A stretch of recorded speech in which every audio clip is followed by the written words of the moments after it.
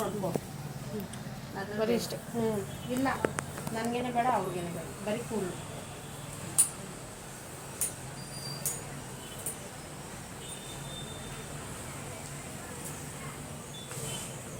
ನನಗೂ ಸ್ವಲ್ಪ ಸುಂದರ ಮಾಡಿದ್ದೀರಾ?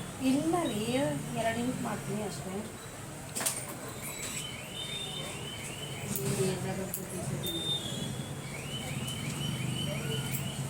ಈಗ ಆಂಟಿಗೆ ಜಾಸ್ತಿ ಸೋತಿದ್ದಂದ್ರೆ ಹುಡುಗಿ ಕಮ್ಮಿನೇ ಮಾಡ್ತಾರೆ.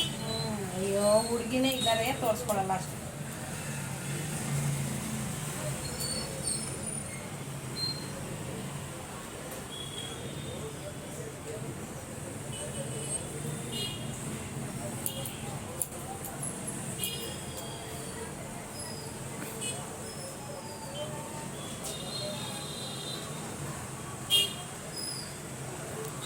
ನಂಬರ್ ಹಾಕಿ ನನಗೆ ಹೇಳಕ್ಕೆ ಇದು ಮಾಡ್ಕೋಬೇಕು.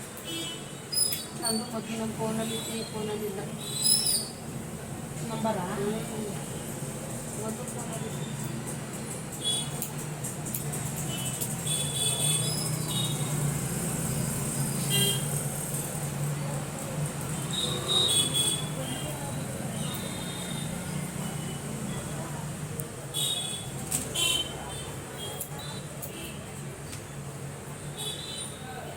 ಯೂಟ್ಯೂಬಲ್ಲಿ ಫೇಸ್ ಮಾತ್ರ ತೆಗಬೇಡಿ.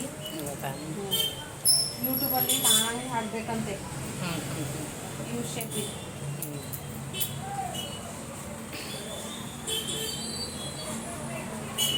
ಮೇಲ್ಗಡೆನೇ ಕಟಿಂಗ್ ಮಾಡಲ್ಲ.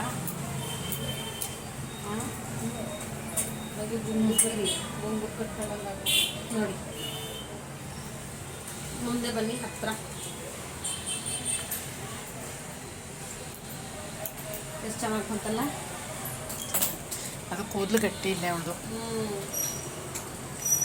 ತೆಡು ಈಗ ಕೂದಲು ಗಟ್ಟಿ ಬರೋಕೆ ಏನಾದರೂ ಹೇಳಿ. ಕೂದಲು ಗಟ್ಟಿ ಬರೋಕ್ಕಿರೋದು ಏನಾರು ಐಟಮ್ಸ್ ತಲೆಗಿಡಕ್ಕೆ. ಕೂದಲು ಕಟ್ ಮಾಡ್ತಾ ಇದ್ರೆ ಕೂದಲು ಬೆಳೆಯುತ್ತೆ.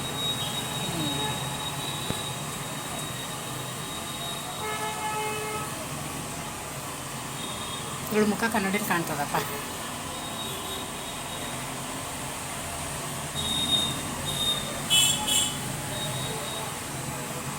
ಇವ್ರಿಗೆ ಸ್ಮೂತು ಕರ್ಲಿ ಕೂಡಲ್ಲ. ನಾವು ಸ್ವಲ್ಪ ಕೂರಿಸ್ತೀವಿ.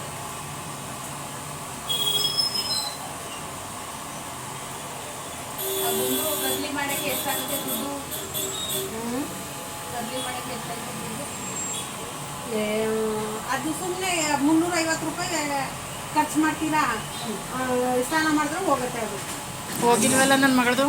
ಹಾಂ, ನನ್ನ ಮಗಳದು ಹೋಗಿಲ್ಲ. ಕರ್ಲಿ ಮಾಡಿಸಿರೋದಾ?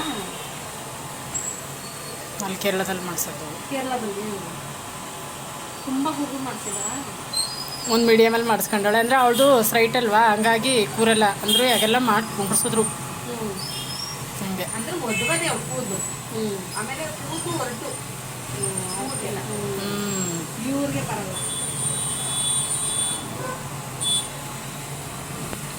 ಅವಳು ಒಂದ್ಸಲ ಇಲ್ಲಿಗೆ ಬಂದು ಇವ್ಸಪ್ ಮಾಡಿಸ್ಕೊ ಬಂದಿಲ್ಲಲ್ಲ. ಮದುವೆ ಮಾಡಿದ್ದಾರಲ್ಲ.